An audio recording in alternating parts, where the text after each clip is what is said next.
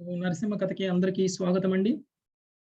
So ప్రతిరోజు ప్రోగ్రామ్‌లో మనకి 3 పార్ట్స్ ఉంటుందండి. ఒక పార్ట్ వచ్చేసి ప్రేయర్స్. సో నరసింహదేవుడికి ప్రేయర్స్, మళ్ళీ ప్రహ్లాదుడి యొక్క గ్లోరిఫికేషన్ ఉంటుందండి. ఒక పార్ట్. రెండవ పార్ట్ వచ్చేసి కథ. కథలో మెయిన్ మనము శ్రీమద్ భాగవతం నుంచి తీసుకొని చర్చిస్తాం. కథ మొత్తం కూడా. తర్వాత పార్ట్ వచ్చేసి ఏదైనా ఒక పుణ్యక్షేత్రాన్ని మనం విజిట్ చేస్తాం వర్చువల్‌గా. అంటే ఇప్పుడు నరసింహ భగవానుడికి సంబంధించినటువంటి పుణ్యక్షేత్రాలు ఎక్కడెక్కడ ఉన్నాయి, వాటిలో రోజుకు ఒక పుణ్యక్షేత్రానికి మనం విజిట్ చేస్తాం. అక్కడ ఉన్నటువంటి ప్రత్యేకతను మనం చర్చిస్తాం. అందులో అక్కడ భగవంతుడు ఎలా వచ్చారు అక్కడికి, తర్వాత దానికి సంబంధించినటువంటి కొంత హిస్టరీ మనం చర్చిస్తామండి. ఇది మనం టూకీగా మనం ఈ కండక్ట్ చేసుకోబోయే 1 అవర్ ప్రోగ్రామ్ యొక్క డీటెయిల్స్.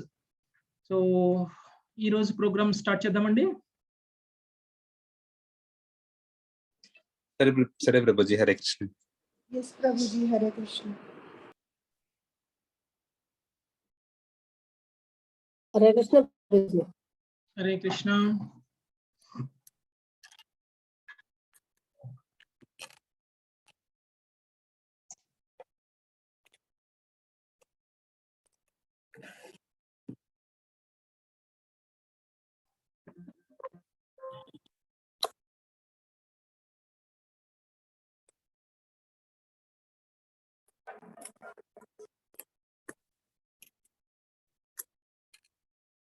సో ఈరోజు మొదటి రోజు అండి నరసింహ కథ.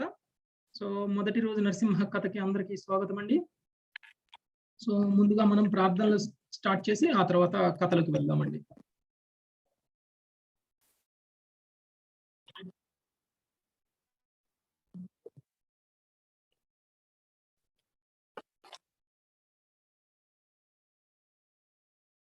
ఓం అజ్ఞానతిమిరాంధస్య జ్ఞానాంజనశలాకయా చక్షురున్మిలితం యేన తస్మై శ్రీ గురవే నమః.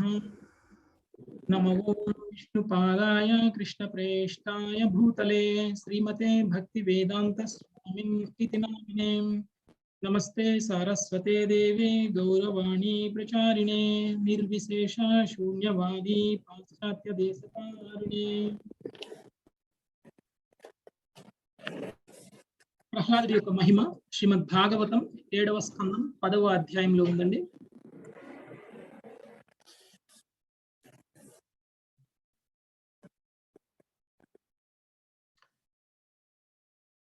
శ్రీ భగవానువాచ భావంతి పురుషా లోకే మద్భక్తాస్త్వామనువ్రతః భావాన్మే ఖలు భక్తానాం సర్వేషాం ప్రతిరూపద్రు.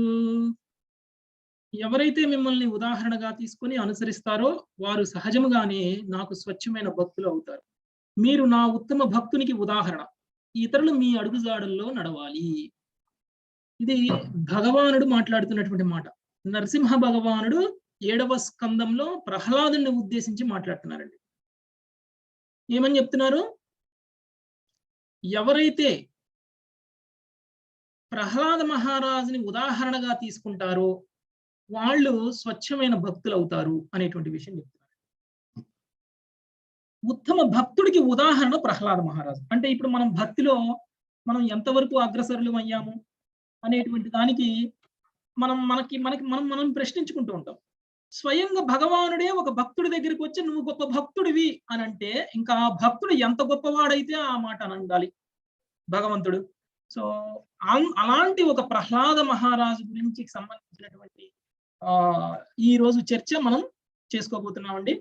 సో స్వయంగా భగవానుడే ఆయనకి ఒక ఉదాహరణగా, భక్తుడికి ఉదాహరణగా ప్రహ్లాద మహారాజుని చెప్పడం అనేది జరిగిందండి. నృసింహ భగవానికి ప్రార్థనలండి.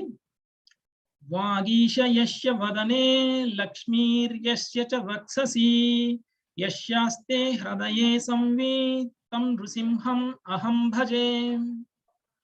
ఎవరి నోటిలో గొప్ప వాక్చాతుర్యం ఉన్నదో, ఎవరి ఛాతీపై అదృష్ట దేవత నివసిస్తారో, ఎవరి హృదయంలో దివ్యమైన చైతన్య శక్తి ఉంటుందో ఆ నృసింహదేవునికి నేను ఆరాధిస్తున్నాను.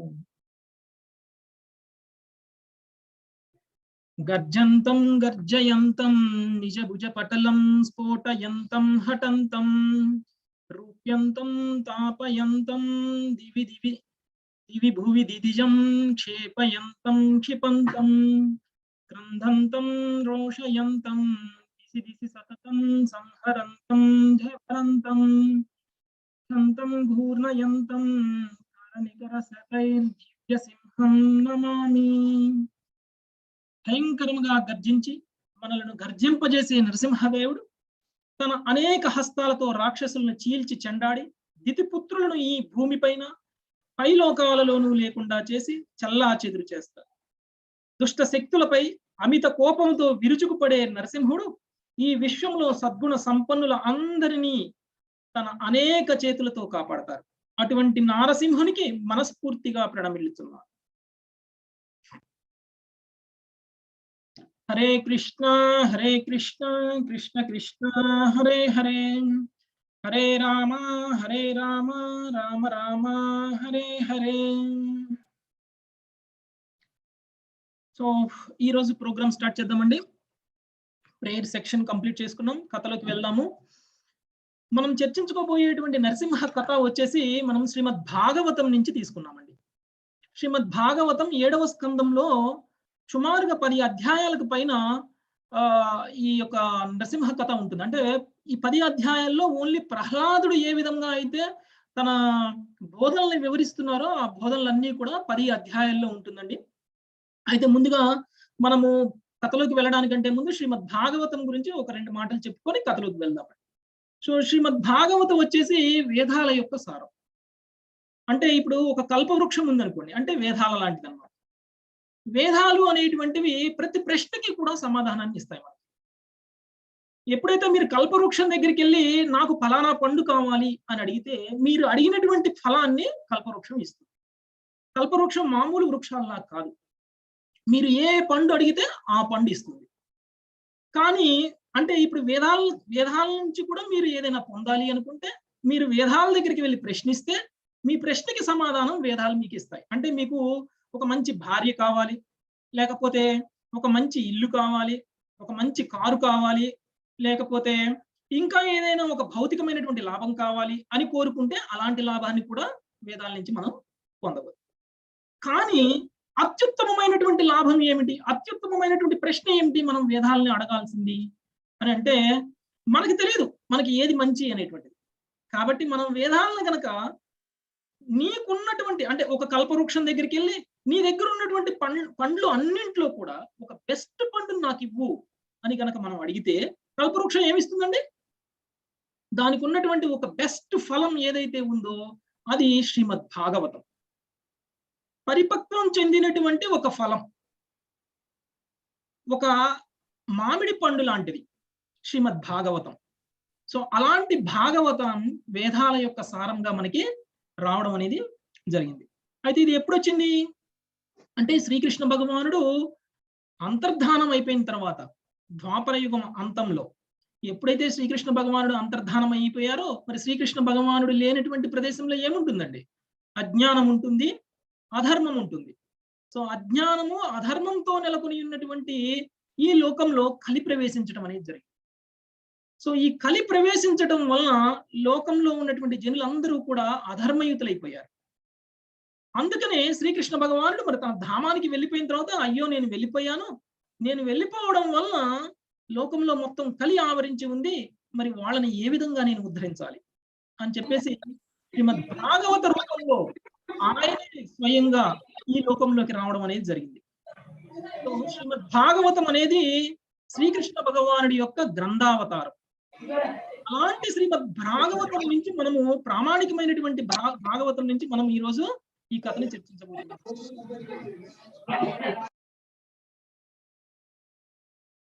సో అదండి శ్రీమద్ భాగవతం యొక్క వివరణ. సో ఎప్పుడైతే ధర్మం అనేది లోపించిందో, ఎప్పుడైతే జ్ఞానం అనేది లోపించిందో ఇంకా మిగిలిపోయింది ఓన్లీ అంధకారం అయిపోయింది.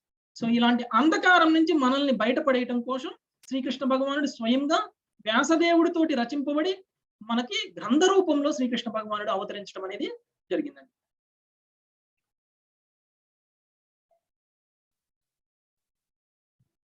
ఓకే.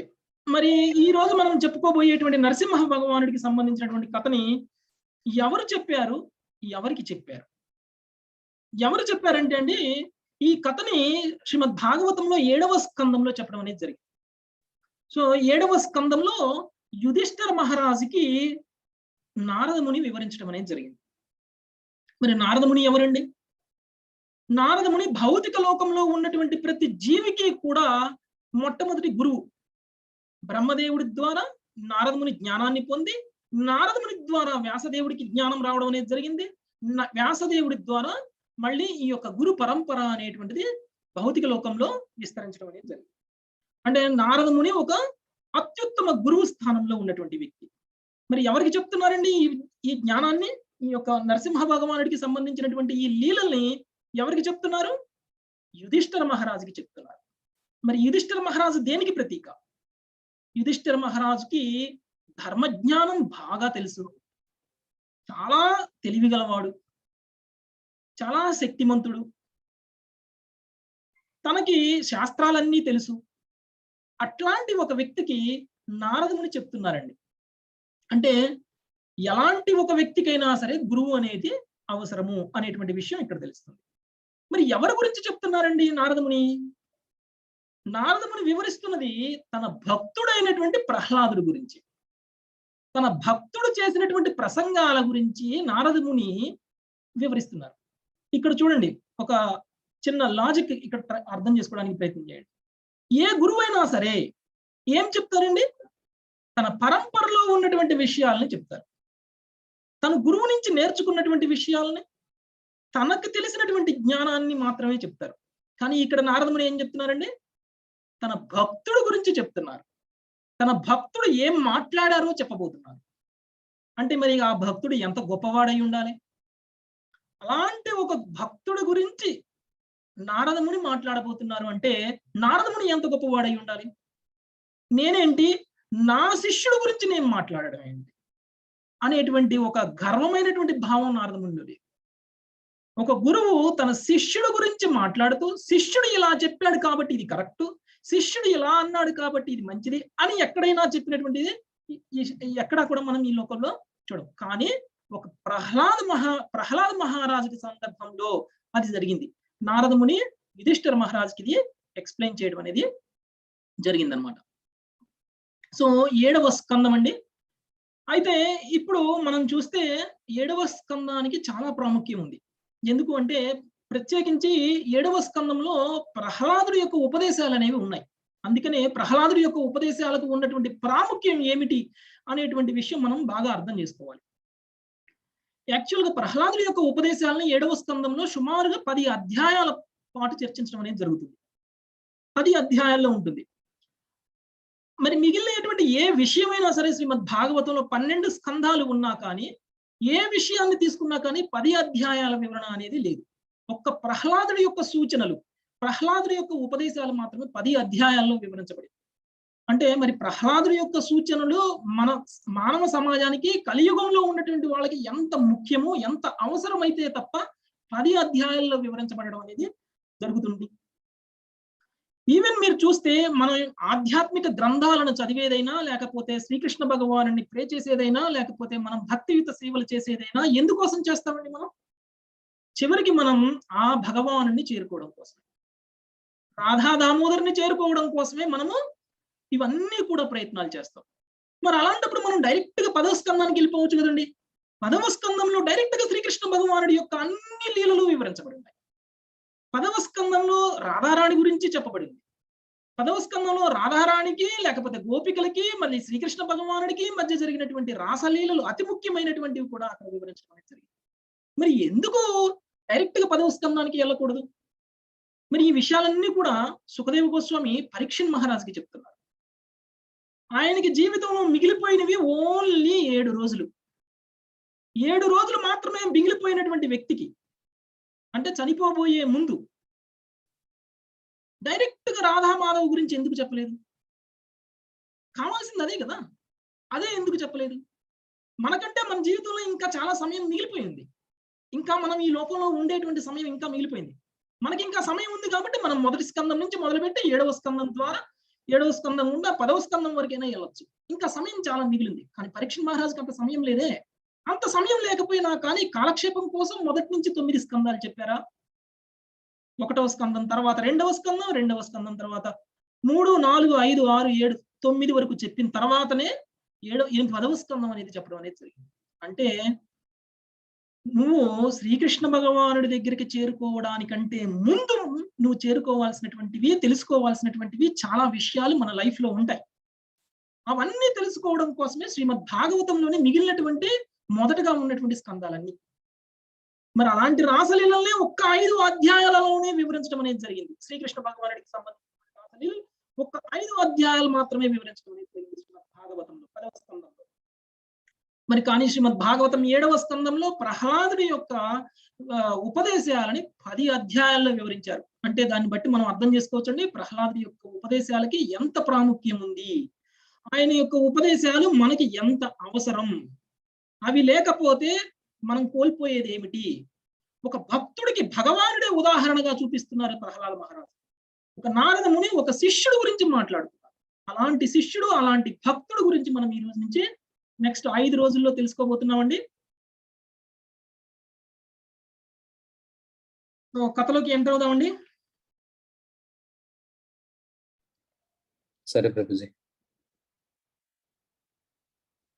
సో అనగనగా ఒకప్పుడు హిరణ్యకశిపు అనేటువంటి ఒక గొప్ప రాక్షసుడు ఉండేవాడు. ఎవరు ఈయన? ఏమిటి ఈయన యొక్క గొప్పతనం? ఎందుకు ఈయన్ని ఒక గొప్ప రాక్షసుడు అన్నారు అంటే, హిరణ్యకశిపుడు వచ్చేసి దితి మరియు కశ్యపుడుకి పుట్టినటువంటి ఒక పుత్రుడు. యాక్చువల్గా దితి గర్భంలో హిరణ్యకశిపుడు, హిరణ్యాక్షుడు అనేటువంటి 2 రాక్షసులు పుడతారు. మరి హిరణ్యకశిపుడికి ఉన్నటువంటి శక్తి ఏమిటి అని అంటే, హిరణ్యకశిపుడు ఎంత శక్తివంతుడు అంటే అండి, ఆయన ఒక కన్ను బొమ్మని ఎగరవేస్తేనే ముల్లోకాలు వణికిపోతాయి, దేవతలు కూడా గజగజ వణికిపోతారు. అంత శక్తిమంతుడు హిరణ్యకశిపుడు. మొత్తం 3 లోకాలని కూడా వణికించి వేసేటువంటి శక్తి హిరణ్యకశిపుడికి ఉంది. దితి కూడా ఆయన్ని ప్రసవించటానికి భయపడుతుంది. అందుకనే పుట్టబోయేటువంటి పుత్రుడు సృష్టి మొత్తాన్ని అల్లకల్లోలం చేస్తాడు, కాబట్టి ఇలాంటి ఒక పుత్రుడికి నేను జన్మని ఇవ్వకూడదు అని చెప్పేసి దితి తన గర్భంలోనే శిశువుని 100 సంవత్సరాల పాటు ఉంచుకుంటుందండి. మరి ఏమైనా హిరణ్యకశిపుడు మామూలు వాడా అండి? గర్భంలో ఉండి కూడా తన ప్రతాపాన్ని చూపించడం స్టార్ట్ చేశాడు. ఆయన ఉన్నటువంటి శక్తికి, ఆయనకి ఉన్నటువంటి ఆ యొక్క వెలుగుకి సమస్త లోకాలలో సూర్యుడు ఉదయించడం కూడా స్టాప్ చేసేశారు. అంత శక్తివంతుడు అనమాట. ముల్లోకాలన్నీ కూడా సెఫికేట్ అయిపోతున్నాయి. దేవతలకి భయం వేస్తుంది. ఏం జరుగుతుంది, ఎవరు రాబోతున్నారు, ఎలాంటి శక్తి ఈ భౌతిక లోకంలోకి రాబోతుంది, ఎందుకు ఈ లోకమంతా ఇలాంటి సిమ్టమ్స్ తో ఉంది అని చెప్పేసి వాళ్ళు భయపడ్డారు. మరి భౌతిక లోకానికి సృష్టి ఎవరండి? సృష్టికర్త ఎవరండి? బ్రహ్మదేవుడు. అలాంటి బ్రహ్మదేవుడి దగ్గరికి వెళ్ళి దేవతలే మొరపెట్టుకునేటువంటి పరిస్థితిని కల్పించినటువంటి వ్యక్తి పుట్టక ముందే. మరి అలాంటి ఒక వ్యక్తిని మనం ఈరోజు సెషన్లో చూడబోతున్నామండి. మరి ఆయనకి మరి ఈయన కనుక ఒకవేళ ఈ భౌతిక లోకంలోకి రాకపోతే, ఈ భౌతిక లోకంలో సూర్యుడు ఉదయించడం కూడా జరగదు. సూర్యుడు ఉదయించడం కూడా జరగకపోతే భూమి మొత్తం కూడా నాశనం అయిపోతుంది, భౌతిక లోకం మొత్తం కూడా నాశనం అయిపోతుంది అని చెప్పేసి బ్రహ్మదేవుడు స్వయంగా దితి దగ్గరికి వెళ్ళి, అమ్మా నువ్వు ఇన్నాళ్ళు నువ్వు బలంగా ప్రసవించకుండా ఆపుకున్నది చాలు, ఏమైతే అది అవుతుంది, నువ్వు హిరణ్యకశిపుణ్ణి హిరణ్యాక్షుణ్ణి జన్మనివ్వు అని చెప్పేసి బ్రహ్మ రిక్వెస్ట్ చేస్తే 100 సంవత్సరాల తరువాత దితి ఈ ఇద్దరికి కూడా జన్మనివ్వడం అనేది జరుగుతుంది. అలాంటి పవర్ఫుల్ క్యారెక్టర్స్ అన్నమాట హిరణ్యకశిపుడు, హిరణ్యాక్షుడు. అయితే మరి ఇలాంటి హిరణ్యకశిపుడు, హిరణ్యాక్షుడు మరి ఈ లోకంలోకి వచ్చిన తర్వాత మరి వాళ్ళు ఏమన్నా మామూలుగా ఉంటారా అండి? ఉండరు. అయితే వీళ్ళు అంటే మొదటి వాడు హిరణ్యాక్షుడు. హిరణ్యాక్షుడు వెళ్ళి వాయుదేవుడితోటి ఛాలెంజ్ చేస్తాడు. వాయుదేవుడిని పిలిచి నాతో యుద్ధం చెయ్యి అని చెప్పేసి అంటారు. అప్పుడు వాయుదేవుడు అంటాడు, నేను నీతో యుద్ధం చేయలేను, మహావిష్ణువు దగ్గరికి వెళ్ళు, మహావిష్ణువు వరాహ అవతారంలో ఉన్నారు, ఆయన దగ్గరికి వెళ్ళి నువ్వు యుద్ధం చెయ్యి అని చెప్పేసి హిరణ్యాక్షుడిని వాయుదేవుడు చెప్పడం అనేది జరుగుతుంది. అప్పుడు హిరణ్యాక్షుడు వరాహావతారంలో ఆవిర్భవించినటువంటి శ్రీ మహావిష్ణువు దగ్గరికి వెళ్ళి ఛాలెంజ్ చేస్తాడు. శ్రీ మహావిష్ణువు తోటి చంపబడతాడు హిరణ్యాక్షుడు. అలా చంపబడినటువంటి హిరణ్యాక్షుడుని చూసి తన భార్య, తన పుత్రులు కూడా రోదిస్తూ ఉంటారన్నమాట. అలా రోదిస్తున్నటువంటి వాళ్ళ దగ్గరికి హిరణ్యకశిపుడు వెళ్తారు. మన ఈ స్టోరీలో విలన్. సో హిరణ్యకశిపుడు అక్కడికి వెళ్తారు. అప్పుడు ఒక అధ్యాయం మొత్తం కూడా హిరణ్యకశిపుడు మాట్లాడుతున్నటువంటి మాటలు ఉంటాయండి. 7వ స్కందంలో ఏం చెప్తారండి? గొప్ప ఆధ్యాత్మిక ప్రసంగాన్ని చేస్తారు. అక్కడ ఆత్మకి సంబంధించినటువంటి తత్వాన్ని వివరిస్తారు. శరీరాన్ని ముందు పెట్టుకొని ఏడుస్తున్నావు ఎందుకు? శరీరం నీ భర్త కాదు, శరీరం ఏమీ శాశ్వతం కాదు, ఆత్మకి ఎప్పుడు నాశనం అనేది లేదు. ఏదైతే శ్రీకృష్ణ భగవానుడు ఆత్మజ్ఞానాన్ని భగవద్గీతలో బోధించారో అలాంటి జ్ఞానం మొత్తం కూడా హిరణ్యకశిపుడు మాట్లాడతారు. అంటే దీన్ని బట్టి మనకి ఏం తెలుస్తుందండి? హిరణ్యకశిపుడు గొప్ప జ్ఞానవంతుడు కూడా, శాస్త్రాలు చదివినటువంటి వ్యక్తి కూడా. అయితే మరి భక్తుడా అంటే ఇప్పుడు శాస్త్రాలు చదివిన ప్రతి ఒక్కళ్ళు, ప్రసంగాలు చేసేటువంటి ప్రతి ఒక్కళ్ళు కూడా భక్తులు అవ్వాలని ఏమి లేదు. అలాంటి వాళ్ళలోనే ఒకడు హిరణ్యకశిపుడు కూడా. హిరణ్యకశిపుడికి ఎంత జ్ఞానం ఉన్నా, హిరణ్యకశిపుడు ఎంత గొప్పవాడైనా, హిరణ్యకశిపుడు తన సోదరుడి యొక్క భార్యా పిల్లల్ని ఓదార్చగలిగినా, ఆయనలో ఉన్నటువంటి భౌతిక గుణాలు ఏవైతే ఉన్నాయో అవి మాత్రం అలానే ఉండిపోయాయి. అంటే ఆయన చెప్పింది ఏది ఆచరించలేదు. చెప్పినది ఆచరించనప్పుడు జ్ఞానం యొక్క ఫలితం శూన్యం. హిరణ్యకశిపుడు బోధించినటువంటి ఏ విషయాన్నైనా సరే తను ఒక్కటి కూడా పాటించలేదు. పాటించకపోవటం వల్ల ఆయనకు ఉన్నటువంటి ఆ జ్ఞానం కూడా ఫలితం శూన్యంగానే మిగిలిపోయింది. మరి అప్పుడు ఏమనుకున్నారండి? నా బ్రదర్ని ఎవరైతే చంపారో అతన్ని నేను చంపాలి, ఆ మహావిష్ణువు ఎక్కడున్నారో తెలుసుకోవాలి, తెలుసుకొని ఆయన్ని ఎలా అయినా సరే నేను తుదముట్టించాలి అనేటువంటి సంకల్పంతో హిరణ్యకశిపుడు అత్యంత శక్తివంతుడు కావాలి అని చెప్పేసి కోరుకున్నారు. మరి అత్యంత శక్తివంతుడు కావాలి అని కోరుకున్నారు. ఆ శక్తి యొక్క ముఖ్య ఉద్దేశం విష్ణువుని తుదముట్టించడం. మరి అలాంటప్పుడు మరి నేను ఎవరి దగ్గరికి వెళ్ళాలి? ఎవరి దగ్గరికి వెళ్తే నాకు అంత శక్తి వస్తుంది, ఇప్పుడున్న శక్తి కాక అని చెప్పేసి ఈ భౌతిక లోకం మొత్తాన్ని కూడా నియమిస్తున్నది బ్రహ్మదేవుడు అనేటువంటి ఉద్దేశంతో, ఈ భౌతిక లోకాన్ని మొత్తాన్ని సృజిస్తున్నది బ్రహ్మదేవుడే అనేటువంటి ఉద్దేశంతో ఆయన ఒక గొప్ప తపస్సుని స్టార్ట్ చేయడం అనేది జరిగిందండి. బ్రహ్మదేవుడి కోసం తపస్సు చేస్తున్నారు. చాలా కఠినమైనటువంటి తపస్సు. ఎక్కడికి వెళ్ళారండి? ఆయన మందరాచల పర్వతంకి వెళ్ళారు. మందరాచల లోయలో హిరణ్యకశిపుడు తన కాలి మునివేళ్లపై నిలబడి తన చేతులను పైకి చాచి ఆకాశం వైపు చూస్తూ తపస్సు చేయటం ప్రారంభించాడు. ఈ ఆసనం అండి ఇప్పుడు చెప్తున్నటువంటి ఆసనం కాళ్ళ యొక్క మునివేళ్ల మీద నిలబడాలి, 2 చేతులు పైకి చాచి ఉంచాల, తల ఏమి మళ్ళీ ఫ్రంట్ స్ట్రైట్ గా చూడడం, తలని ఆకాశం వైపు చూస్తాం. ఈ భంగిమలో కనుక ఎవరైనా సరే నిలబడగలిగితే ఒక 10 సెకండ్స్ కి పైన అది చాలా గ్రేట్. కానీ హిరణ్యకశిపుడు అన్ని సంవత్సరాలు అలా తపస్సు చేశాడండి.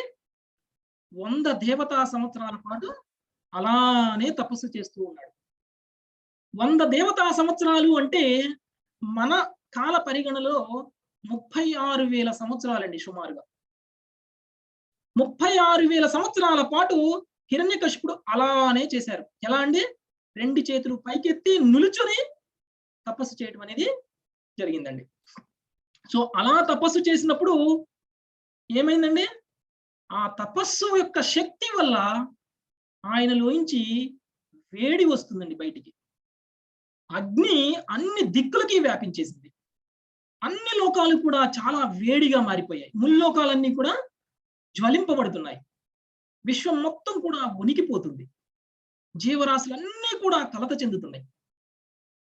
దేవతలు కూడా చివరికి ఏం చేయాలో అర్థం కాక బ్రహ్మదేవుడి దగ్గరికి వెళ్తారు. బ్రహ్మదేవుడి దగ్గరికి వెళ్ళి ఏం జరుగుతుంది ఈ లోకంలో, ఎందుకు మేమందరం ఇలా అల్లకల్లోలం అయిపోతున్నాము, వణికిపోతున్నాము, లోకం మొత్తం కూడా వేడిగా ఉంటుంది అని చెప్పేసి మొత్తం జ్వలిస్తుంది అనమాట. అంత శక్తి ఆయన యొక్క తపస్సుకి ఉందండి. చూడండి, ఒక భౌతిక కోరికతోటి హిరణ్యకశిపుడు తపస్సు చేస్తున్నారు. అంటే తపస్సు అంటే ఏమిటండి? తన యొక్క ఇంద్రియాలను నిగ్రహించటం. అంటే నువ్వు భౌతికంగా నువ్వు కోరుకున్నది జరగాలంటే కూడా నువ్వు ఇంద్రియాలను నిగ్రహించాలి. ఆధ్యాత్మికంగా నువ్వు కోరుకున్నది జరగాలంటే కూడా ఇంద్రియాలను నిగ్రహించాలి. ఇంద్రియము అనేటువంటిది ఒక మనిషికి అంత శత్రువు అనమాట. అలాంటి ఇంద్రియాలను కనుక నువ్వు నిరోధించకపోతే నువ్వు భౌతికంగా కూడా ఎదగలేవు. అదే విషయాన్ని మనం హిరణ్యకశిపుడి నుంచి తెలుసుకోవచ్చు. హిరణ్యకశిపుడు తన కోరుకున్నటువంటి భౌతికమైనటువంటి శక్తి సామర్థ్యాలను పొందడం కోసం ఆయన చేస్తున్నటువంటి తపస్సు యొక్క ముఖ్య ఉద్దేశం ఆయన ఇంద్రియాలను 36,000 సంవత్సరాల పాటు నిగ్రహించారు. కనీసంగా కదలకుండగా, నీరు కూడా తాగకుండగా, ఏమీ తినకుండగా, గాలి కూడా పీల్చకుండగా అలా చేస్తున్నటువంటి తపస్సు వల్ల ఆయన శరీరం ఎలా మారిపోయిందండి? బ్రహ్మదేవుడి దగ్గరికి వెళ్ళినటువంటి దేవతలు మొరపెట్టుకుంటే బ్రహ్మదేవుడు హిరణ్యకశిపుడు ఎక్కడున్నాడు అని ఎతకాల్సినటువంటి పరిస్థితి వచ్చింది. ఎందుకండి? ఆయన తపస్సు మొదలుపెట్టి 36,000 సంవత్సరాలైంది. ఆయన చుట్టూ కూడా చీమల పుట్టలు, ఆయన మీద గడ్డి మొలిసింది, ఆయన మీద చెట్లు వచ్చాయి, ఆయన మీద చివరికి ఎదురుగడలు కూడా మొలిశాయి. అట్లాంటి ఒక ఎదురు కర్రలతో కూడా కప్పబడి ఉన్నాడు. అలాంటి ఒక వ్యక్తి శరీరం ఎలా ఉందంట అండి? ఆయన శరీరం మొత్తం కూడా చీమలతోటి, క్రిమికీటకాలతోటి తినబడిపోయింది. శరీరంలో కండ లేదు, శరీరంలో రక్తం లేదు, ఓన్లీ ఎముకలు మాత్రమే మిగిలిపోయాయి. తన ప్రాణాన్ని మొత్తాన్ని కూడా ఎముకల మధ్యలోనే నిలబెట్టి ఓం బ్రహ్మదేవాయ నమః అని తపస్సు చేస్తూనే ఉన్నాడు. అలా తపస్సు 36,000 సంవత్సరాలుగా తపస్సు చేస్తూ ఉంటే బ్రహ్మదేవుడు వరం ఇవ్వడానికి వచ్చినప్పుడు హిరణ్యకశిపుడు కనపడడు. ఎక్కడ ఉన్నాడు హిరణ్యకశిపుడు? ఎలా తెలుసుకోవాలి ఈయన ఎక్కడ ఉన్నాడు అని చెప్పేసి? ఎందుకంటే శరీరం మొత్తం కూడా నశించిపోయింది, ఒక ఎముకల్లోనే ప్రాణం ఉంది. అలాంటి ఒక హిరణ్యకశిపుడిని ఎక్కడి నుంచి శబ్దం వస్తుందో తెలుసుకొని ఆ శబ్దం వస్తున్నటువంటి ప్రదేశంలో ఉన్నాడు హిరణ్యకశిపుడు. బ్రహ్మదేవాయ నమః అనేటువంటి నామం ఎక్కడి నుంచి వస్తుందో తెలుసుకొని అక్కడికి వెళ్తారు. అక్కడికి వెళ్ళిన తర్వాత హిరణ్యకశిపుడిని బ్రహ్మదేవుడు పిలుస్తారు. అప్పుడు పుట్టను చీల్చుకొని ఆయన బయటికి వస్తారు. ఆయన శరీరంలో ఏమీ ఉండదు. అప్పుడు బ్రహ్మదేవుడు తన కమండలంలో ఉన్నటువంటి నీళ్లను ఆయన మీద చల్లి అనుగ్రహించగానే తనకి శరీరం మొత్తం తిరిగి వచ్చేస్తుంది. శరీరంలో అన్ని అవయవాలు మళ్ళీ సరిగా పనిచేయడం మొదలు పెడతాయి. శరీరంలో తిరిగి బలం పొందడం అనేది సాధ్యమవుతుంది అన్నమాట. బలం తిరిగి పొందుతాడు. అప్పుడు బ్రహ్మదేవుడిని ఉద్దేశించి బ్రహ్మదేవుడు అంటారు, నువ్వు చాలా గొప్ప తపస్సు చేశావు, నీ తపస్సుకి నేను మెచ్చాను, నీకు ఏం ఫలం కావాలో కోరుకో అనేటువంటి మాట అంటారు. అప్పుడు హిరణ్యకశిపుడు ఏం చేస్తారండి? ఒక రాక్షసుడు ఏం కోరుకుంటాడండి? ఒక ఆసురుడు ఏం కోరుకుంటారు? నాకు అమరత్వాన్ని ప్రసాదించండి అని చెప్పేసి కోరుకుంటారు. మరి అమరత్వం ఇవ్వడం అనేది నా వల్ల కాదు, ఎందుకంటే నేనే అమరుణ్ణి కాదు. బ్రహ్మదేవుడు అంటారు, నేనే అమరుణ్ణి కానప్పుడు నేను నీకు ఎలా అమరత్వాన్ని ఇవ్వగలను? ఇంకేదైనా వరం కోరుకో అంటారండి. బ్రహ్మదేవుడు అమరుడు కాకపోవడం ఏంటండి అనేటువంటి ప్రశ్న కూడా మనకు ఉదయించవచ్చు. బ్రహ్మదేవుడు ఏమీ అమరుడు కాడండి. భగవద్గీతలో కూడా శ్రీకృష్ణ భగవానుడు చెప్పారు. ఏమని చెప్పారండి? ఆ బ్రహ్మ భ్రువర్లోకాః పునరావర్తినో అర్జున మాముపేత్యతు కౌంతేయ పునర్జన్మన విద్యతే. అంటే ఏమిటండి? బ్రహ్మలోకం నుంచి పాతాళలోకం వరకు ఉన్నటువంటి ప్రతి జీవరాశి కూడా జన్మ మృత్యు అనేటువంటి వాటికి లోనవ్వాల్సిందే. అందరూ కూడా మరణించాల్సిందే. కాకపోతే బ్రహ్మదేవుడు కొంచెం లేటుగా మరణిస్తారు. బ్రహ్మదేవుడి యొక్క ఆయు పరిమాణం చాలా ఎక్కువ. బ్రహ్మదేవుడు 100 సంవత్సరాలు ఆయన లోకంలో బ్రతుకుతారు. ఈ విషయాన్ని శ్రీకృష్ణ భగవానుడు భగవద్గీతలో ఇంకా డీటెయిల్ గా కూడా వివరించారండి. ఏమని? బ్రహ్మదేవుడు ఒక కల్పం అంటే బ్రహ్మదేవుడి యొక్క ఒక పగటి సమయం. 1000 యుగ చక్రాల సమయం బ్రహ్మదేవుడికి ఒక పగలు. ఆ విధంగా బ్రహ్మదేవుడు 100 సంవత్సరాల పాటు ఉంటారు. అంటే ఎన్ని ట్రిలియన్ ఇయర్స్ ఆయన బ్రతికి ఉంటారో చూడండి. అంటే బ్రహ్మదేవుడు ఉంటారు, మనకంటే కూడా ఎక్కువ దీర్ఘాయుష్ను కలిగి ఉంటారు, కానీ ఆయన కూడా అమరుడేం కాదు. సో ఆ విషయాన్ని బ్రహ్మదేవుడు స్వయంగా హిరణ్యకశిపుడికి చెప్తారు. నేనే అమరుణ్ణి కానప్పుడు నీకు అమరత్వాన్ని ప్రసాదించడం అనేది సాధ్యం కాదు అని చెప్పేసి బ్రహ్మదేవుడు చెప్పడం అనేది జరుగుతుంది. సో అప్పుడు హిరణ్యకశిపుడు బ్రహ్మదేవుడికి నమస్కరిస్తారు, నమస్కరించి స్తుతిస్తారు. స్తుతించి మరి ఏం వరం కోరుకోవాలి అని చెప్పేసి బాగా ఆలోచిస్తారు. ఓకే, నాకు అమరత్వం కావాలి, కానీ నువ్వు అమరత్వాన్ని ఇవ్వలేవు. నేను ఏం కోరుకుంటే నేను అమరత్వాన్ని ఇండైరెక్ట్ గా పొందినట్లు అని చెప్పేసి ఆయన బ్రహ్మదేవుడిని మళ్ళీ ఏమని కోరుకుంటారండి? నేను చంపబడకూడదు, కొన్ని కండిషన్స్ లో, కొన్ని పరిస్థితుల్లో నన్ను చంపడం అనేది అసాధ్యం కావాలి అనేటువంటి వరాన్ని కోరుకుంటారు. మరి ఏమిటి ఆ పరిస్థితులు? ఎలాంటి పరిస్థితుల్లో నన్ను ఎవరు చంపకుండా ఉండగలుగుతారు అని అంటే, ఇంటి లోపల కానీ ఇంటి బయట కానీ నన్ను ఎవరు చంపకూడదు, పగలు కానీ రాత్రి కానీ నన్ను ఎవరు చంపకూడదు, నేల మీద కానీ ఆకాశంలో కానీ నన్ను ఎవరు చంపకూడదు, అస్త్రాలతో కానీ శస్త్రాలతో కానీ నన్ను ఎవరు చంపకూడదు, దేవతల వల్ల కానీ రాక్షసుల వల్ల కానీ నేను చంపబడకూడదు, ఒక మనిషి వల్ల కానీ ఒక మృగము వల్ల కానీ నేను చంపబడకూడదు. బాగా ఆలోచించి కోరుకున్నటువంటి కోరిక అండి. అంటే ఆల్మోస్ట్ ఆయన చెప్పనటువంటి కండిషన్ అంటూ ఈ భౌతిక ప్రపంచంలో ఉండదు. అలాంటి ఒక కోరికని హిరణ్యకశిపుడు కోరుకుంటారు. మరి బ్రహ్మదేవుడు అప్పుడు అక్కడ ఏం చేయాలండి? ఈయన తపస్సును ఆపేయాలా? ఎట్టి పరిస్థితుల్లో అయినా తపస్సును ఆపలే, యుద్ధ ప్రాతిపదిక మీద ఆ తపస్సును ఆపేసేయాలి. ఒకవేళ తపస్సు ఆపేయకపోతే ముల్లోకాలన్నీ జ్వలింపబడతాయి. అంత అగ్ని ఆయనలోంచి వస్తుంది. తపస్సును ఆపటమే ప్రథమ లక్ష్యంగా బ్రహ్మదేవుడు నువ్వు ఏం కోరుకుంటే అది జరుగుతుంది తదాస్తు అని చెప్పేస్తాడు. ఆయన యొక్క ముఖ్య ఉద్దేశం ఆయన తపస్సును ఆపడం. భవిష్యత్తులో ఏం జరగబోతుంది, ఈయనకి ఇచ్చిన వరం వల్ల మనకు వచ్చేటువంటి నష్టం ఏమిటి, జరగబోయేటువంటి పరిణామాలు ఎలా ఉంటాయి అనేటువంటి విషయాన్ని కూడా ఆలోచించకుండా బ్రహ్మదేవుడి యొక్క ముఖ్య ఉద్దేశం ఏమిటి అంటే ఆయన యొక్క తపస్సుని ఆపటం. సో తపస్సుని ఆపే ఉద్దేశంతో బ్రహ్మదేవుడు ఒక్కసారిగా తదాస్తు అని చెప్పేసి అక్కడి నుంచి వెళ్ళిపోతారు. ఇంకేమిటండి, హిరణ్యకశిపుడికి కావాల్సింది దొరికింది. మరి అప్పుడు ఏం చేస్తాడు హిరణ్యకశిపుడు? హిరణ్యకశిపుడు సమస్త విశ్వాన్ని జయించడం ప్రారంభించేశాడు. ఇకప్పుడు పచ్చలు, స్ఫటికాలు, కెంపులు, పట్టు మరియు ముత్యాలతో చేసినటువంటి ఇంద్రుని రాజభవనాన్ని బలవంతంగా ఆక్రమించేశాడు. అంటే దేవతాలోకాలని ఆక్రమించేశాడు. దేవతలను చాలా ఘోరంగా హింసించాడు మరియు వారిని అతను ఆరాధించేలా చేశాడు. మత్తు పానీయాలు సేవిస్తూ ఉంటాడు కనుక అతను కళ్ళు మత్తులో తేలుతూ ఉంటాయి.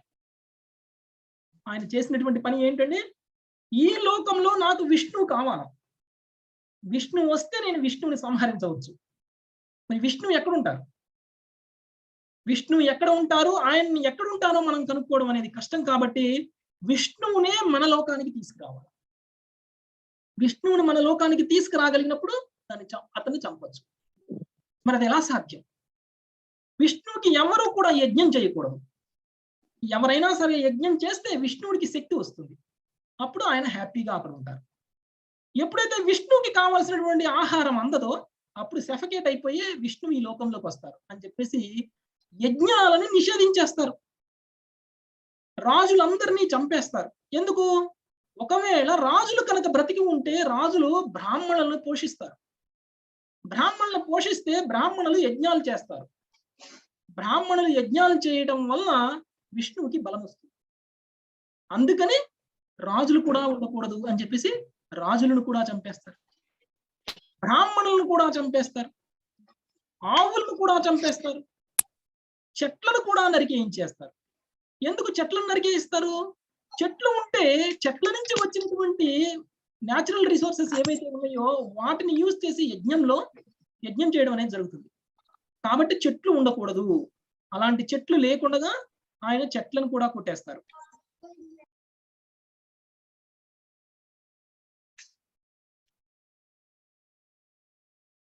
మరి ఆవులను ఎందుకు చంపుతున్నారండి అంటే, ఆవులు ఉండడం వల్ల ఆవులు పాలిస్తాయి, పాల నుంచి వెన్న వస్తుంది, వెన్న నుంచి నెయ్యి తయారవుతుంది.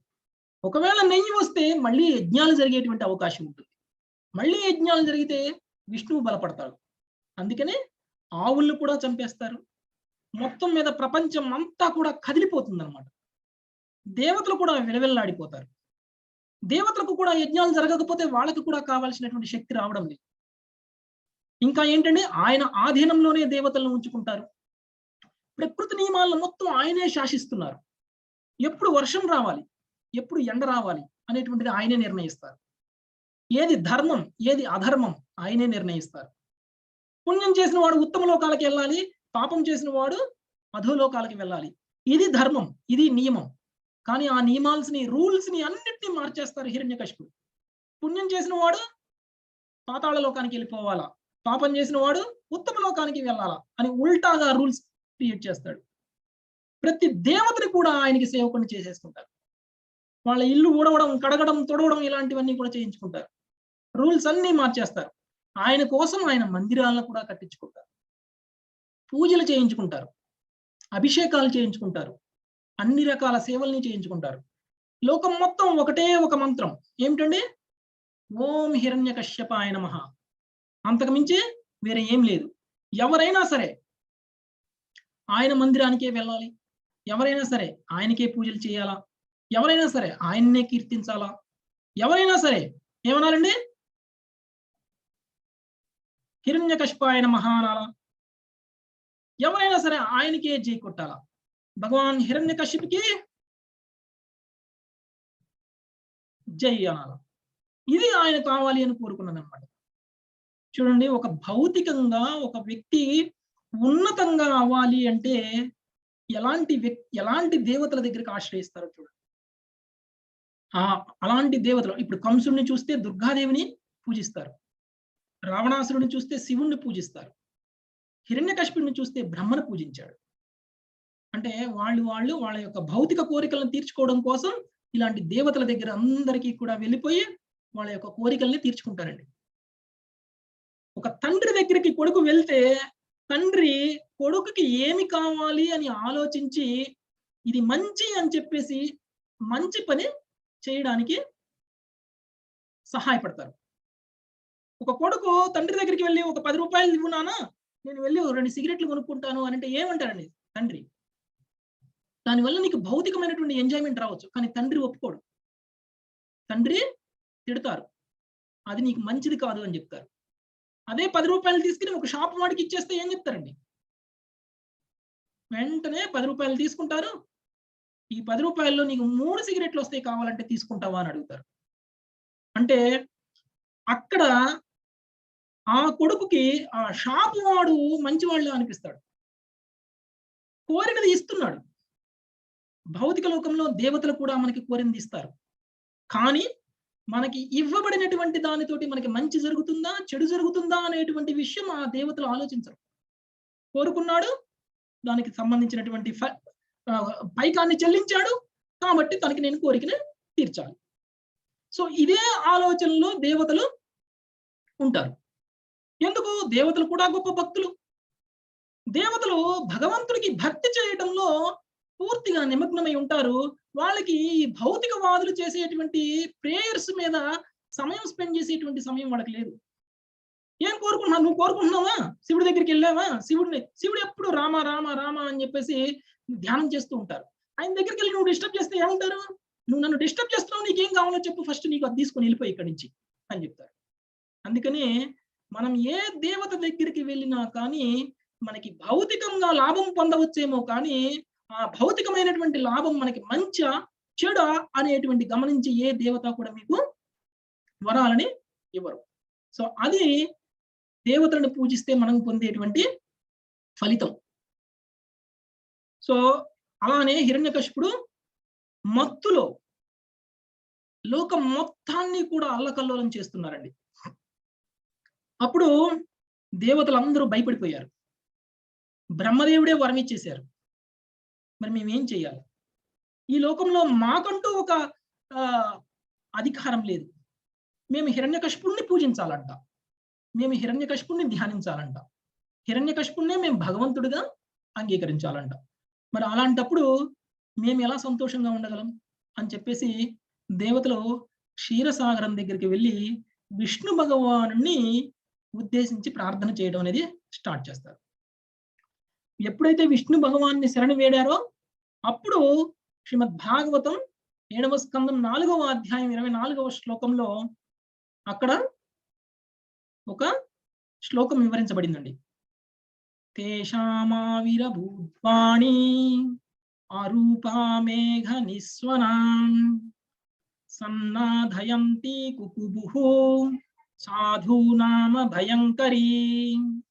అంతటి చర్మ చక్షువులకు కనబడినటువంటి ఒక పురుషుని నుండి వెలువడినటువంటి దివ్యవాణి వానికి వినిపించదు. అంటే వాళ్ళ కళ్ళకి ఏం కనిపించలేదు, కానీ ఒక శబ్దం అనేది వచ్చింది, దివ్యమైనటువంటి ఒక శబ్దం వచ్చిందంట. మేఘ గర్జన వలె గంభీరమైనటువంటి ఆ స్వరము సమస్త భయమును పారద్రోలుచు ధైర్యంను గొలుపుచుండెను. అంటే ఆ మాట వినగానే ఎలా ఉందంటే అండి, దేవతలకి ధైర్యం వచ్చేసింది అనమాట, భయమంతా పోయిందనమాట. ఏమన్నారంట భగవానుడు నెక్స్ట్ శ్లోకంలో 25, 26వ శ్లోకంలో శ్రీ భగవానుడు చెప్తున్నారని. ఏం చెప్తున్నారు?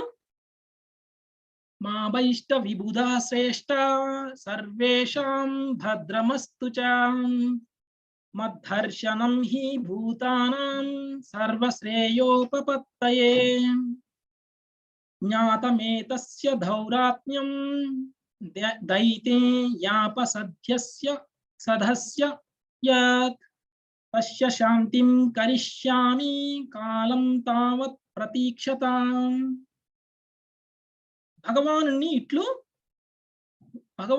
భగవద్వాణి ఇట్లు వినవచ్చును. అంటే భగవంతుడు మాట్లాడుతున్నారు అనమాట. ఆ మాటలు ఎలా ఉన్నాయట?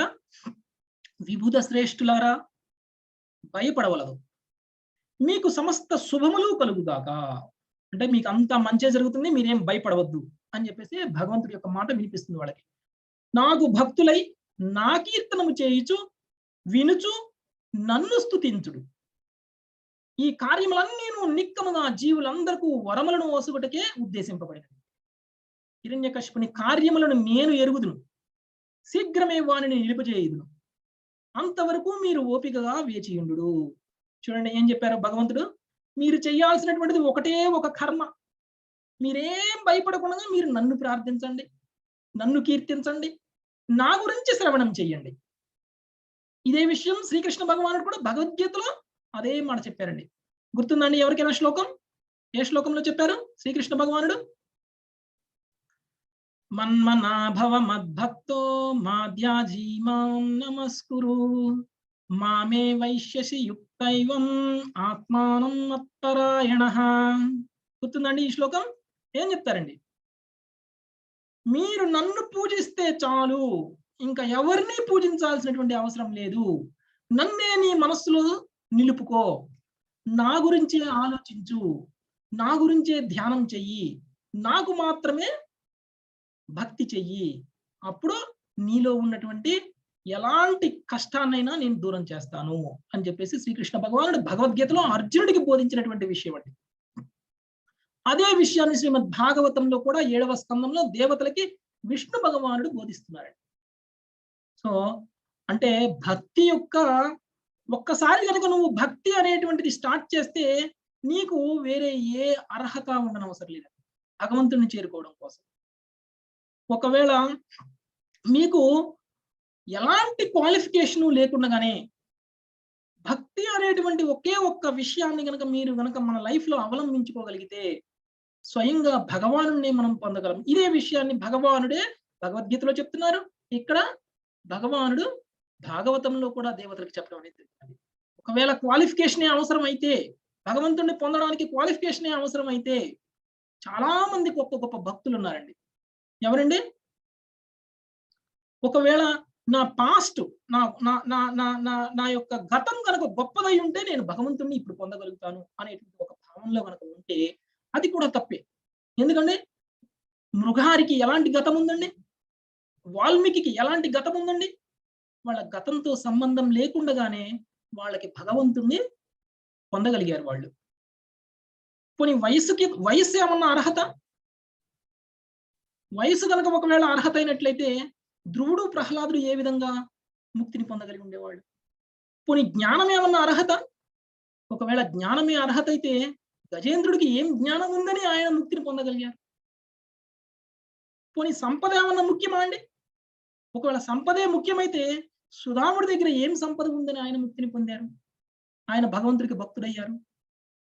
పోనీ సంపద అవసరం లేదు, జ్ఞానము అవసరం లేదు, మళ్ళీ వయస్సు అవసరం లేదు, ఇంకా ఏమీ అవసరం లేదు, కానీ అందం ఒకటి ఉంటే చాలు అని అనుకుంటారా?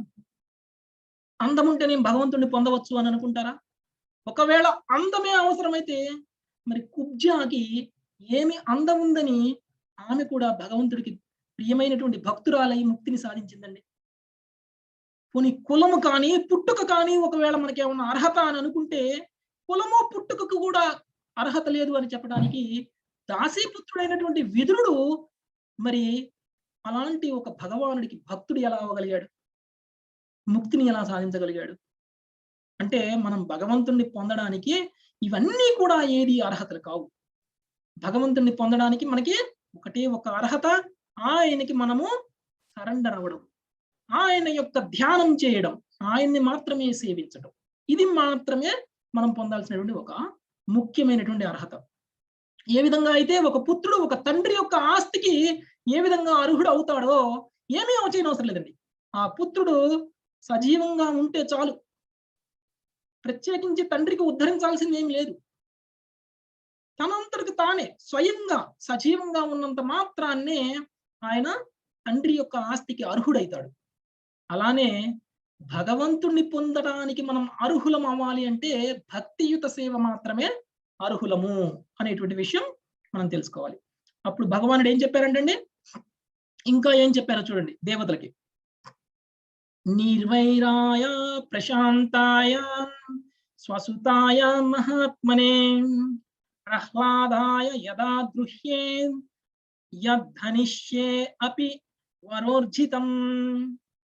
ప్రశాంతుడు, నిర్వైరుడు, స్వయంగా తన పుత్రుడు అయినటువంటి భక్త ప్రహ్లాదుని హింసించినప్పుడు బ్రహ్మ వరములు ఉన్నప్పటికీ హిరణ్యకశిపుని నేను వెంటనే వధింతును. చూడండి ఏం చెప్పారు, మీరేం భయపడకండి, నేనున్నాను, మీరు చేయాల్సిన కార్యం భక్తి. ఎప్పుడైతే హిరణ్యకశిపుడు ప్రహ్లాదుడిని కనుక హింసిస్తారో, ఎవరంట ప్రహ్లాదుడు? హిరణ్యకశిపుడు యొక్క పుత్రుడు. హిరణ్యకశిపుడు యొక్క పుత్రుడిని ఎప్పుడైతే హింసించడం మొదలు పెడతారో అప్పుడు ఆయనకి మూడింది. ఆయన నేను స్వయంగా వెళ్ళి అంతం చేస్తాను, అందుకని మీరేం భయపడద్దు అని చెప్తున్నారు. ఎవరండి ప్రహ్లాదుడు? ఒక తండ్రి ఒక కొడుకుని చంపేటువంటి పరిస్థితి ఎందుకు వస్తుంది? బహుశా కొడుకులో ఉన్నటువంటి దుర్గుణాలను చూసి తండ్రి తట్టుకోలేకపోతే అలాంటప్పుడు అలాంటి కొడుకు నాకు ఉండకూడదు, వాడి వల్ల నా పేరు ప్రతిష్టలు దెబ్బతింటున్నాయి, వాడి వల్ల నాకు ఉండాల్సినటువంటి గౌరవం దెబ్బతింటుంది అన్న ఉద్దేశంతో ఏమైనా చంపవచ్చేమో. బహుశా ప్రహ్లాదుడు ఏమన్నా అలాంటి గుణాలను కలిగి ఉన్నారా? చూద్దామండి ప్రహ్లాదుడికి ఎలాంటి గుణాలు ఉన్నాయో, ఎందుకు తండ్రితో సంహరింపబడాల్సినటువంటి పరిస్థితి వచ్చిందో ఒక్కసారి మనం గమనిద్దామండి. ఇంకొక శ్లోకంలో హిరణ్యకశిపుడికి నలుగురు పుత్రులు ఉన్నారు అనేటువంటి విషయం చెప్తున్నారండి. పరమయోగ్యుడు అతి ప్రభావశీలుడు అయినటువంటి హిరణ్యకశిపునికి నలుగురు పుత్రుల్లో ప్రహ్లాదుడు అతి శ్రేష్ఠుడు. ప్రహ్లాదుడి గురించి మనం తెలుసుకోబోతున్నామండి. ఆయనకు ఉన్నటువంటి నలుగురు పుత్రుల్లో శ్రేష్టమైనటువంటి వ్యక్తి ప్రహ్లాదుడు. దేవదేవుని విశుద్ధ భక్తుడైనటువంటి అతడు దివ్య గుణ నిధి అయి ఉన్నాడు. ప్రహ్లాదుడి యొక్క లక్షణాలను మనం కొంచెం చూద్దామండి. చూస్తే అలాంటి ప్రహ్లాదుణ్ణి తండ్రితోటి సంపబడడానికి అర్హుడా కాదా అనేటువంటి విషయం మనకి అర్థమవుతుంది. తండ్రితోటి హింసింపబడేటువంటి ఒక క్యారెక్టరా ప్రహ్లాదుడిది అనేటువంటిది మనకు అర్థమవుతుంది. ప్రహ్లాదుడి యొక్క గుణగణాలు ఏంటో చూడండి ఒక్కసారి. ఇక్కడ ప్రహ్లాదుడి యొక్క గుణాన్ని మనం కనుక గమనిస్తే ప్రహ్లాదుడి యొక్క మనస్సు మరియు ఇంద్రియాలు కూడా పూర్తిగా నియంత్రింపబడి ఉంటాయి. ప్రహ్లాదుడు అందరికీ కూడా మంచి స్నేహితుడు, అందరితోటూ దయగా ఉంటాడు. ప్రహ్లాదుడికి అసూయ అనేది కొంచెం కూడా లేదు. ప్రహ్లాదుడు పెద్దలకి సేవను చేస్తాడు. ప్రహ్లాదుడు పేదలకు తండ్రి లాంటి వాడు. ఆయన తోటి సహచరులకి సోదరుడు లాంటి వాడు. ప్రహ్లాదుడు గురువులని గౌరవించేటువంటి మనస్తత్వం కలిగిన వాడు. ప్రహ్లాదుడిలో కొంచెం కూడా గర్వం లేదు. ప్రహ్లాదుడిలో ఎలాంటి భౌతికమైనటువంటి కోరిక కూడా లేదు. ఇవండి ఆయనకు ఉన్నటువంటి లక్షణాలు. ఇవండి ఆయనకున్నటువంటి గుణాలు. మరి ఇలాంటి దుర్గుణాలన్నీ ఉన్నటువంటి ఒక వ్యక్తిని తండ్రి ఏ విధంగా ఓర్చుకోగలుగుతారండి? ఇలాంటి క్వాలిటీస్ ఉన్నటువంటి ఏ పుత్రుడినైనా సరే తండ్రి ఏం చేస్తారండి? హిరణ్యకశిపుడు చేసినట్లు చేస్తారు. భక్తి చేస్తాను అంటే హిరణ్యకశిపుడు హింసిస్తాను అంటారు, చెయ్యొద్దు అంటారు. అసూయారహితుడుగా ఉంటాను, భగవానుడికి సరెండర్ అవుతాను అని అంటే హిరణ్యకశిపుడికి నచ్చదు. అలాంటి మన పుత్రుడు కూడా ఒకవేళ భక్తి మార్గంలో వెళ్తుంటే మనం కూడా వాళ్ళని ఆపాలనే ప్రయత్నం చేస్తాం. ఎందుకు? వీడు నా చెయ్యి దాటిపోతాడేమో, నాకు వారసుడు కాకుండా పోతాడేమో, నేను సంపాదించిందంతా ఇక్కడే వదిలేస్తాడేమో వీడు. ఇలాంటి ఒక భావన, అంటే వీడు నా యొక్క కుటుంబ ప్రతిష్టని ఇంకా ముందుకు తీసుకెళ్లడేమో, వీడు సన్యాసి అయిపోతాడేమో, ఇలాంటి ఒక భయంతో ఎవరైతే భగవంతుడి సన్నిధికి వెళ్తున్నారో వాళ్ళని ఆపేటువంటి తల్లిదండ్రుల్లో హిరణ్యకశిపుడి యొక్క గుణాలు ఎంతో కొంత ఉన్నట్లే. కాబట్టి ఇక్కడ హిరణ్యకశిపుడికి ఉన్నటువంటి గుణగణాలు ఏవైతే ఉన్నాయో ఒక గొప్ప వ్యక్తికి ఉండాల్సినటువంటి గుణగణాలు. మరి అలాంటి గొప్ప భక్తుడు, అలాంటి గొప్ప వ్యక్తి ఎవరిలో అయినా ఉండాల్సినటువంటి గుణాలు ఉన్నటువంటి ఒక ప్రహ్లాదుని ఎందుకు హిరణ్యకశిపుడు హింసించాలి అని కోరుకుంటున్నారు? సో అది మనము తెలుసుకోవాలి. మరి అదే మనకు వచ్చినటువంటి డౌటే ధర్మరాజుకు కూడా వచ్చిందండి. ధర్మరాజుకే నారదుడు ఇవన్నీ కూడా చెప్తున్నారు. ఏమంటున్నారు అప్పుడు ఈ విషయం తెలుసుకున్నటువంటి ధర్మరాజు ఏమంటున్నారు? ప్రహ్లాదుడు ఇంత గొప్పవాడా, అంత విధేయుడా, సదాచారి, తండ్రి యొక్క గౌరవాన్ని కూడా కలిగి ఉంటాడు, పుత్రుడి పట్ల తండ్రి అంత క్రూరంగా వర్తించడం ఎట్లా సంభవం? ఓ బ్రాహ్మణ ప్రభు, ఉత్తముడకు పుత్రుని చంపవలననే ఉద్దేశంతో తండ్రి అతన్ని శిక్షించినటువంటి విపరీత వైనమును నేను ఇంతవరకు విని ఉండలేదు. దయవుంచి ఆ విషయమున నా సందేహంను తీర్చుము. మనకు వచ్చినటువంటి సందేహమే ధర్మరాజుకు కూడా వచ్చిందనమాట. అరే, ఇలా ఎలా జరుగుతుంది? అలాంటి ఒక గొప్ప పుత్రుణ్ణి చంపాలి అని ఎందుకు అనుకుంటున్నారు? దానికి దారి తీసినటువంటి పరిస్థితులు ఏమిటి అనేటువంటి విషయాన్ని ధర్మరాజు అడుగుతున్నారన్నమాట. సో రేపటి ఎపిసోడ్లో మనం నారదుడు ధర్మరాజుకి ఏం చెప్పాడు, ఎందుకు ప్రహ్లాదుని హిరణ్యకశిపుడు క్రూరంగా ప్రవర్తించాడు ప్రహ్లాదుడి ఎదుట అనేటువంటి విషయం మనం రేపటి ఎపిసోడ్లో చూద్దామండి. సేమ్ టైంలో రేపు మనం అందరం కలుసుకుందాం. తర్వాత నారదుడు ఏం కంటిన్యూ చేశారు, ప్రహ్లాదుని చంపాల్సినటువంటి పరిస్థితి ఎందుకు వచ్చింది అనేటువంటి విషయం రేపటి భాగంలో చూద్దామండి. ఈ రోజు కథని ఇంతటితో ఆపుదామండి. మళ్ళీ మనం అందరం రేపు కలుసుకున్నప్పుడు కథని మళ్ళీ కంటిన్యూ చేద్దామండి. సో ఈ రోజు భక్తులందరితో కలిసి ఒక వర్చువల్ యాత్ర చేద్దామండి. ఇందులో భాగంగా మనం ఒరిస్సాలోని పూరిలో ఉన్నటువంటి నృసింహదేవుడు ఆలయానికి మనము దర్శనం చేసుకుందాం.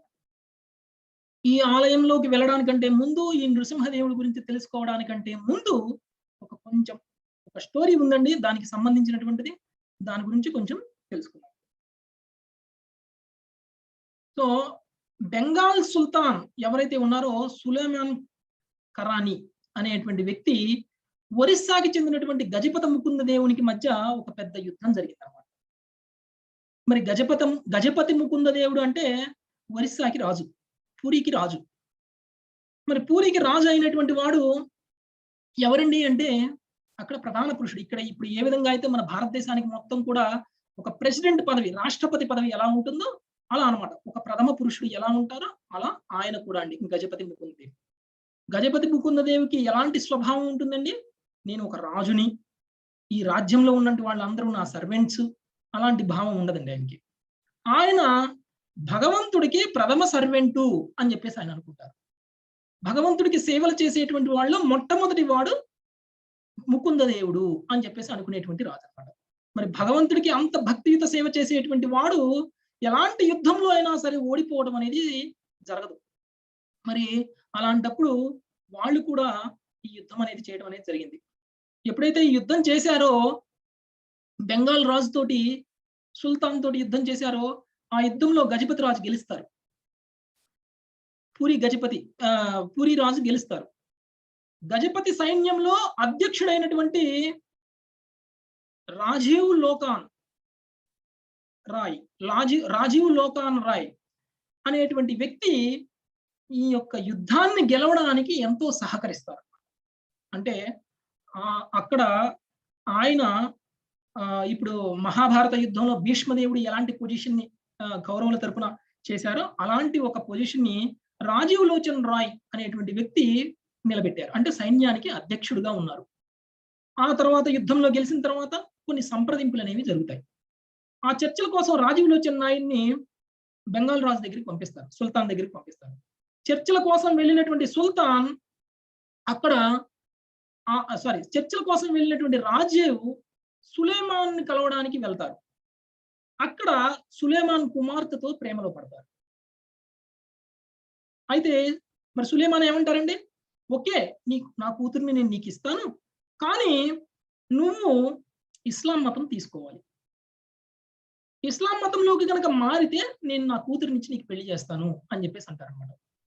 అప్పుడు ఆయన ఏమనుకుంటారు, అరే నేను హిందువుని, నేను ఇస్లాం మతాన్ని ఎలా నేను యాక్సెప్ట్ చేయాలి? అయితే మరి ఇస్లాం మతాన్ని తీసుకున్నా కానీ ఒకవేళ పెళ్లి చేసుకునేంత వరకు ఇస్లాం మతాన్ని తీసుకొని నేను పూరి వెళ్ళిన తర్వాత ఇస్లాం మతాన్ని వదిలేసి మళ్ళీ నేను హిందువుగా కంటిన్యూ అవ్వాలి అని చెప్పేసి అనుకొని ఆయన ఇస్లాం మతాన్ని యాక్సెప్ట్ చేసి సుల్తాన్ కూతుర్ని పెళ్లి చేసుకుంటారు. పెళ్లి చేసుకున్నటువంటి ఆయన రాజీవ్ తన యొక్క రాణితోటి కలిసి, అంటే సుల్తాన్ కూతురుతోటి కలిసి పూరికి వస్తారు. పూరికి వచ్చి గజపతి మరియు పూజారులు అతన్ని ఆలయంలోనికి అనుమతించరు. పూరి జగన్నాథ్ మందిరంలోకి ఎవరిని కూడా రానిరండి. ఎందుకు అంటే భక్తులు, ఒక హిందువులు మాత్రమే ఎంటర్ అవ్వడానికి అవకాశం ఉంటుందన్నమాట. హిందువులు కానిటువంటి వాళ్ళకి లోపలికి వచ్చేటువంటి అధికారం అనేది లేదనమాట. అందుకని ఆయన బయటనే నిలబెట్టేస్తారన్నమాట. అప్పుడు ఆయనకి చాలా కోపం వస్తుంది. చాలా శక్తివంతుడు కదండి, మరి పూరి రాజు గెలవడానికి కూడా ఆయన సహాయం చేసినటువంటి వ్యక్తి. వెంటనే ఏం చేస్తారు, ఆయన మామ దగ్గరికి వెళ్ళిపోతారు సులేమాన్ తోటి. సులేమాన్ సైన్యంలో కలిసిపోయి మామ యొక్క సహాయంతో అక్కడి నుంచి సైన్యాన్ని మొత్తం తీసుకుని దేవాలయాలన్నీ ధ్వంసం చేయాలి అని చెప్పేసి పూరికి మళ్ళీ దండెత్తి వస్తారండి. ఎప్పుడైతే ఆయన వస్తారో అక్కడ ఉన్నటువంటి ఆలయాలన్నింటినీ కూడా ఆయన ధ్వంసం చేస్తూ ఉంటారు. అతన్ని అక్కడ కాలపహాడ్ అని అంటారు, అంటే నల్ల పర్వతం అని పిలుస్తారు. ఇప్పటికీ ఉంటుందండి ఆయన పేరు మీద అక్కడ కాలపహాడ్. కోనార్క్ పూరి జగన్నాథ్ దేవాలయం కూడా ఆయన ధ్వంసం చేయడం అనేది జరిగింది. పూజారుల్ని, దేవతలు అందరూ కూడా ఏం చేశారండి, ఎప్పుడైతే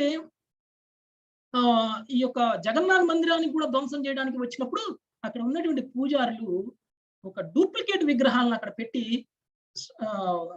యాక్చువల్ విగ్రహాలని అక్కడి నుంచి దాచిపెడతారు. దాచిపెట్టేసరికి ఆ విగ్రహాలు అనేవి ఇప్పటికీ కూడా రక్షింపబడ్డాయి.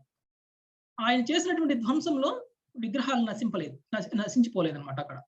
ఆ తర్వాత ఆయన మొత్తం చేసుకుంటూ ఆలయాలన్నీ ధ్వంసం చేసుకుంటూ కూడా ఆయన నరసింహ భగవానుడి యొక్క మందిరం దగ్గరికి వస్తారు. పూరిలో నృసింహశ్రీ విగ్రహం వైపుకి ఆయన నడిచి రావడం అనేది జరుగుతుంది అనమాట. ఇది గుండీచా మందిరానికి దగ్గరలో ఉంటుందండి పూరిలో. పూరిలో ఈయనని శాంత నృసింహుడు అని అంటారు. శాంత నృసింహుని చూడగానే ఆయన యొక్క కోపం మొత్తం తగ్గిపోతుంది అన్నమాట. శాంత అంటే ప్రశాంతం. శాంత నృసింహుని చూడడం ద్వారా ఎవరైనా సరే చాలా ప్రశాంతంగా అయిపోతారు. కోపం ఉంటే కూడా కోపం పోతుంది. వాళ్ళలో ఉన్నటువంటి ఆందోళనలు, నిరాశ అన్ని కూడా మాయమైపోతాయి అన్నమాట. అంత గొప్ప ప్రభావం ఉన్నటువంటి ఒక భగవానుడు ప్రతిష్ఠింపబడ్డారు అక్కడ. అయితే మరి ఇది ఎలా వచ్చింది, శాంత నృసింహుడు ఎలా వచ్చారు అనేటువంటిది ఒకసారి మనం చూద్దాం. శాంత నృసింహ భగవానుడు పూరిలో జగన్నాథ స్వామి ముందు ప్రత్యక్షమయ్యారు. శాంత నృసింహం పూరి ఆలయం ముందు ఉంటుందన్నమాట, అంటే గుండీచా మందిరం వైపు. శాంత నృసింహం మానవుని వంటి లక్షణాలను కలిగి ఉంటారు, అంటే చూడడానికి గంభీరంగా ఉండరు అన్నమాట. అయితే ఆయనకి పదునైనటువంటి ముక్కు, వంకర మీసం, చాచినటువంటి నాలికతో ఆయన ఉంటారు. సో ఈ విధంగా అక్కడ అవతరించడం అనేది జరిగింది అనమాట. సో ఎలా వచ్చారు ఈయన అనేటువంటిది ఒక చూద్దాం. నృసింహదేవుడు తన ఎగువ కుడి చేతిలో, అంటే ఆయనకి 4 చేతులు ఉంటాయి, పై చేతిలో రైట్ సైడ్ ఉన్నటువంటి చేతిలో ఒక చక్రాన్ని ధరించి ఉంటారు. ఎగువ ఎడమ చేతిలో శంఖాన్ని కలిగి ఉంటారు. ఇక మిగిలినటువంటి 2 చేతులు చాచి ఆయన మోకాళ్ళ మీదకి చాచి ఉంచుతారు. అంటే ఒక యోగా భంగిమలో ఉంటారన్నమాట ఆయన. యోగాసన భంగిమలో ఆయన కూర్చొని 2 కాళ్ళను మడిచి ఉంచి మోకాళ్ళ వద్ద ఆ యోగ పట్టి అనేది కట్టబడి ఉంటుందన్నమాట. ప్రశాంతమైనటువంటి భావంలో ఉంటారు. ఆయన ఎడమ తొడ మీద లక్ష్మీదేవి కూడా ప్రతిష్ఠితమై ఉంటుందన్నమాట. మరి ఈ విగ్రహం ఇక్కడికి ఎలా వచ్చింది? సత్యయుగం సమయంలో ఇంద్రద్యుమ్నుడు అనేటువంటి ఒక దైవభక్తి కలిగినటువంటి ఒక రాజు ఉన్నాడు. ఇంద్రద్యుమ్నుడి వల్లనే మనకి పూరిలో ఉన్నటువంటి జగన్నాథ్ మందిరంలో ఉన్నటువంటి జగన్నాథ్ విగ్రహాలు కూడా రావడం అనేది జరిగిందనమాట. ఆ ఇంద్రద్యుమ్నుడు నీలమాధవుని దర్శనం చేసుకోవాలని నీలాచల్ పర్వతానికి వెళ్ళాలి అని అనుకుంటాడు అన్నమాట. అప్పుడు నీలాచల్ పర్వతం అంటే ఏంటంటే పూరిలో ఉన్నటువంటి ఒక నీలాచల్ పర్వతం అన్నమాట. ఆ క్షేత్రానికి ఆయన వెళ్తారు. అక్కడికి వెళ్ళేసరికి నీలాచల్ పర్వతం మీద ఉన్నటువంటి నీలమాధవుని దర్శనం చేసుకోకముందే నీలమాధవుడు అక్కడి నుంచి అంతర్హితుడైపోతారు. అలా చేరుకున్న తర్వాత నీలమాధవుని దర్శనం చేసుకోలేకపోవటం వల్ల ఇంద్రద్యుమ్న మహారాజు మూర్చిపోతారు. సో ఆ వార్త విన్న తర్వాత ఆయన స్పృహని కూడా కోల్పోతారు. అలా స్పృహని కోల్పోయిన తర్వాత కొంతసేపటికి నారదముని అక్కడికి వస్తారు. నారదముని వచ్చి ఇంద్రద్యుమ్న మహారాజు తోటి ఏమంటారండి, ఇక్కడ ఒక మందిరాన్ని నిర్మించు, ఆ మందిరం పడమటి ముఖం వైపుగా ఉండాలి, అందులో నృసింహదేవుణ్ణి ప్రతిష్ఠించు అని చెప్పేసి చెప్తారండి. అప్పుడు ఇంకా ఏం చెప్తారండి, అలా ప్రతిష్ఠించిన తర్వాత ఆయన్ని ప్రసన్నం చేసుకోవడం కోసం 1000 అశ్వమేధ యజ్ఞాలను కూడా నిర్వహించమని చెప్తారండి ఇంద్రద్యుమ్న మహారాజుకి. సో ఆయన అలానే చేస్తారు. అక్కడే నృసింహదేవుడు శాంత నృసింహ భగవానుని ప్రతిష్ఠించి ఆయనకి ఒక ఆలయం కట్టడం కూడా జరుగుతుందండి. చూడండి, అదే ఆలయం ఇది, నృసింహదేవి టెంపుల్. ఈ ఆలయంలో జయా విజయులు కూడా ఇక్కడ కాపలా కాస్తున్నట్లు మనకి ఇక్కడ చూపించారు. సో ఈ ఆలయంలోనే ఇందాక మనం చూసినటువంటి నృసింహ భగవానుడు ఉంటారండి. ఆయన శాంతంగా ఉంటారు. యజ్ఞ నృసింహ అని కూడా ఆయన్ని పిలుస్తారండి. ఇంకొకటి మనకు తెలియని విషయం ఏమిటి అంటే, అక్కడికి వెళ్ళి మనం దర్శనం చేసుకోకుండా ఏమన్నా వచ్చే అవకాశం ఉంటుంది. అక్కడ ఉగ్ర నరసింహ రూపం కూడా ఉంటుందండి. ఈ ఉగ్ర నరసింహ రూపం ఈ శాంత నరసింహ రూపానికి బ్యాక్ సైడ్ ఉంటుందన్నమాట. శాంత నరసింహ రూపం వెనక పక్కలో ఉన్నటువంటి ఉగ్ర నరసింహ దేవుడు కూడా ఉంటారు అక్కడ. ఆయన నృసింహ కోపంతో ఉంటాడు. అది సాధారణంగా కనిపించదు. మరియు పూజారి దీపం సహాయంతో మాత్రమే దాన్ని చూపిస్తారు. అంటే మనం చూడాలి అని అనుకుంటే పూజారికి రిక్వెస్ట్ చేస్తే దీపంతో ఆయన ఆ భగవంతుడిని చూపిస్తారండి. సో ఈ రోజు మనం పూరిలో ఉన్నటువంటి శాంత నరసింహ మందిరాన్ని దర్శనం చేసుకున్నామండి. దాని యొక్క డీటెయిల్స్ మనం చూసాము.